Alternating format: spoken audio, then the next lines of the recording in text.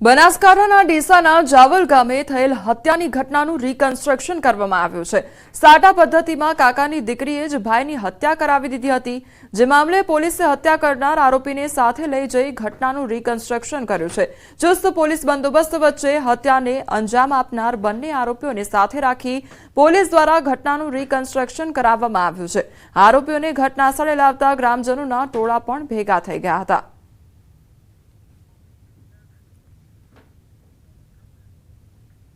Operation सिंदूरनी सफलता पर अमदावाद जिल्लाना लबकामण गामथी तिरंगा यात्राનું આયોજન કરવામાં આવ્યું છે। તો મુખ્યમંત્રી ભૂપેન્દ્ર પટેલ तिरंगा यात्राમાં ઉપસ્થિત રહ્યા અને લબકામણીથી લીલાપુર તેમજ ખોડિયાર ગામથી तिरंगा यात्राનું આયોજન કરવામાં આવ્યું છે। ઓપરેશન સિંદૂર અંતર્ગત સેનાના જવાનોની કામગીરીને લઈને કરવામાં આવે છે तिरंगा यात्रा। तो तिरंगा यात्राમાં મોટી સંખ્યામાં કાર્યકર્તાઓ પણ હાજર જોવા મળ્યા છે। તો तिरंगा यात्राનું આયોજન કરવામાં આવ્યું છે। તો સીએમ પણ આ तिरंगा यात्राમાં હાજર જોવા મળ્યા છે। ભૂપેન્દ્ર પટેલ પણ આ तिरंगा यात्राમાં જોડાયા છે અને જે સફળતા પ્રાપ્ત કરી છે ઓપરેશન સિંદૂર બાદની જે આ સફળતા છે તેની ઉજવણી આજે કરવામાં આવી રહી છે, જે સેનાના જવાનો દ્વારા ખડેપગે રહીને સુરક્ષા કરવામાં આવી છે અને જે ઓપરેશનને સફળ કરવામાં આવ્યું છે, ઓપરેશન જે પાર પાડવામાં આવ્યું છે તેને લઈને લોકોમાં ઉત્સાહ પણ એટલો જ જોવા મળી રહ્યો છે અને સફળતાને લઈને આજે तिरंगा यात्राનું આયોજન કરવામાં આવ્યું છે। લબકામણ ગામથી આ तिरंगा यात्राનું આયોજન કરવામાં આવ્યું છે। તો સીએમ ભૂપેન્દ્ર પટેલ तिरंगा यात्राમાં ઉપસ્થિત જોવા મળી રહ્યા છે અને જે આસપાસના જે સ્થાનિક લોકો છે તે પણ આ तिरंगा यात्राમાં જોડાયા છે। संवाददाता ऋत्विज हमारी साथ जोड़ाई गया है। ऋत्विज, लबकामण गामेथी तिरंगा यात्राનું આયોજન કયા પ્રકારની અત્યારે માહોલ જોવા મળી રહ્યો છે?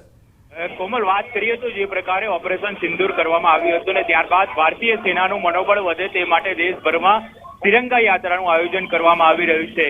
અમદાવાદ શહેરમાં પણ અલગ અલગ વોર્ડ વિસ્તારની અંદર આ तिरंगा यात्राનું આયોજન કરવામાં આવી રહ્યું છે।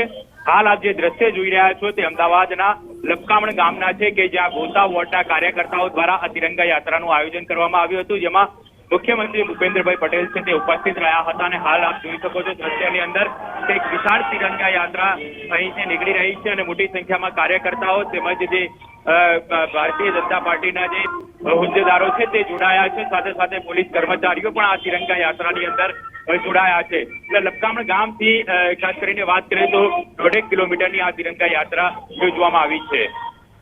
જે ઋત્વિજ સમગ્ર માહિતી બદલ આપનો આભાર। તો લબકામણ ગામથી આ तिरंगा यात्राનું આયોજન કરવામાં આવ્યું છે અને લગભગ 1.5 કિલોમીટરનો આ જે રનવે છે તે તૈયાર કરવામાં આવ્યો છે અને ત્યાં આગળ આ तिरंगा यात्रा કાઢવામાં આવી રહી છે। તો ખોડિયારનગર ગામ સુધી આ तिरंगा यात्रा યોજાઈ રહી છે। ઓપરેશન સિંદૂરની સફળતા બાદ આ तिरंगा यात्रा કાઢવામાં આવી રહી છે।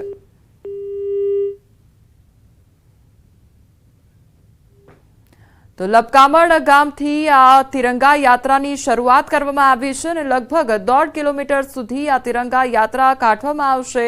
તમામ જે